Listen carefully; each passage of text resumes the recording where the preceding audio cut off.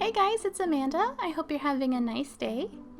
I recently got the new set of Distress Oxides that just came out, and I wanted to share a few cards I made when I was getting inky.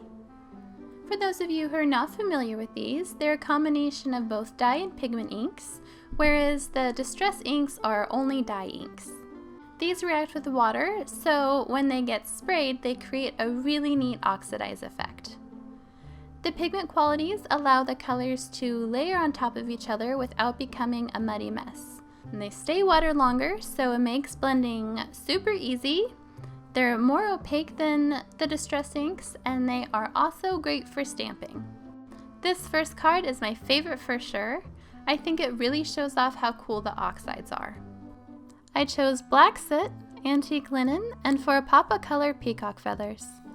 I put some of the black soot down on my craft mat and gave it a few generous sprays of water. Then I took my watercolor paper and pressed it into the ink, picking up quite a bit of color. I made sure not to cover the entire paper because I want there to be some white showing through. The key to keeping the colors from mixing too much is to dry in between layers. If I didn't dry the black soot before the antique linen, it would have gotten lost, but by drying it, I can layer the pigment on top of it. When it was dry, I added some antique linen and peacock feathers the same way I did the black soot, making sure to dry in between colors. I got so excited when I saw how well this layered. Next, I decided to grab my Gold Nouveau gilding flakes and add some here and there. I wanted this to be subtle, so I took a tiny stamp from my Waffle flower layering marble set and used my Zig two-way glue pen as I would any ink. I stamped it a few times and made sure to dry the glue a bit before I added the gilding flakes. If you don't dry it, the flakes get all weird and they don't really stick the same way. I made sure to clean off my stamp really well each time I used the glue to make sure that nothing got ruined. This was the first time I used these, but I was prepared for how messy they are, so I used the lid of a banker's box and a file folder for easy cleanup. I couldn't really see where I stamped with the glue, so I pretty much covered the whole panel and rubbed all over. Once I saw where the flakes were sticking, I sort of burnished them with my fingers. The more I do this, the better they stick, but it also helps shine them up a little bit. I repeat these steps a few times until I'm happy with the coverage. I did this in steps because, like I said, it's hard to see the glue, so by adding the flakes little by little, you can see where it's been stamped. To clean up all those little gold specks, I used a Swiffer Super Cloth and it picked them right up, leaving nothing behind. For the sentiment, I chose Sending Lots of Love from the Everyday Greening set by Pretty Pink Posh. Making sure I use my anti-static powder bag beforehand, I stamp it with Versamark ink and gold heat emboss it onto a piece of black cardstock. Then I trim it down to a banner and pop it up with some foam tape. For the last step, I adhere the panel to a black card base and add a cream colored panel on the inside so I can write a note. Now for card 2, I wanted to do some stamping, and the first card inspired me to use the Waffle flower layering marble set that I haven't had much practice with. When I got this set, I was a little intimidated by it. It took me a while before I realized that you can find a layering guide for this online. It tells you how to arrange it and where to place the layers. I'm still pretty new to layering stamp sets, so this guide really helped me out. I'll put a link down below in case you might find that helpful. I use my Misty here because it really helps me with trickier layering stamps like this, but it's really not necessary. For the first layer, I use the antique linen because it's the lightest of the 3 colors. Once that's stamped, I take a couple of the stamps that I just used and position them on the bare parts of the card. Again, just following the guide on my phone. I love the almost creamy look the oxides have. They stamp so well, which is great. For the second layer, I use the Frayed Burlap, which is the medium shade. The idea is to go from lightest to darkest, just like most layering stamps.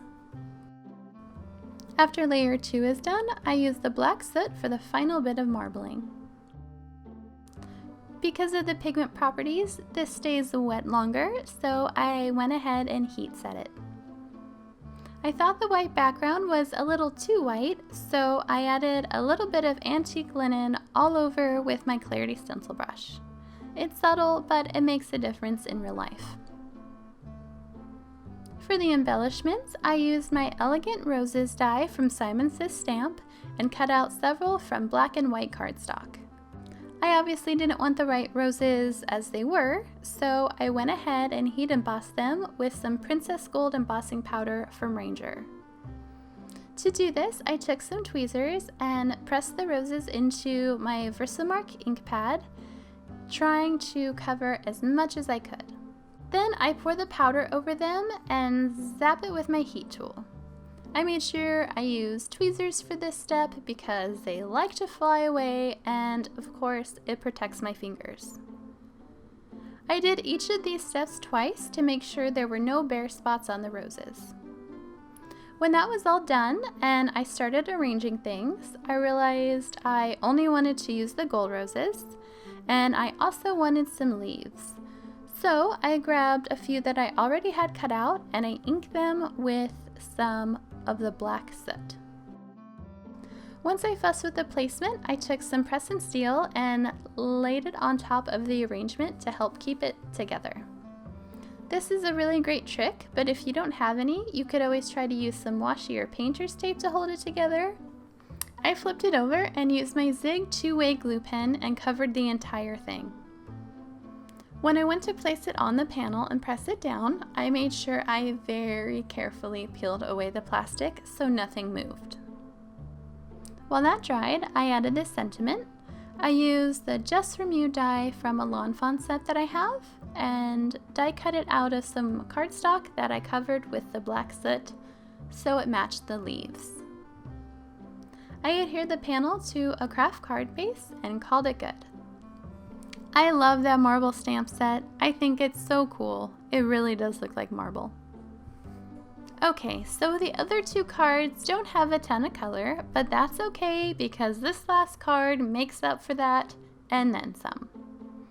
I loved all of the fun bright colors that were released, so I wanted to use a bunch on one card. I went for a rainbow look, even though these aren't necessarily the traditional colors. I'll have the ones I used here listed below if you're interested. I start off by taking my ink blending tools and adding small strips of each color.